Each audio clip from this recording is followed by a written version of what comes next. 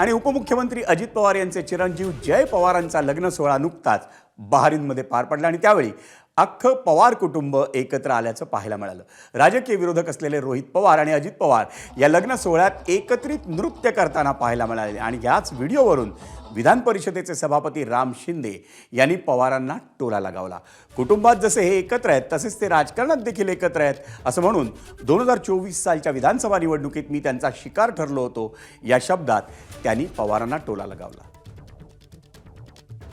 कौटुंबिक लग्नामध्ये त्यांनी एकत्रितरित्या नृत्य केलेलं आहे। नृत्य एकत्रित करतात, राजकारण देखील एकत्रित करतात आणि त्या एकत्रित परफॉर्मचा मी 2024ला शिकार झालेलो आहे। अनेक वेळा त्यांनीच या संदर्भामध्ये स्पष्टोक्ती दिलेली आहे। मी याच्यातून या एकत्रित नृत्याला भविष्य काळामध्ये शिकार होणार नाही याची मी आता काळजी घेतो आहे। बघूया पुढे काय होते।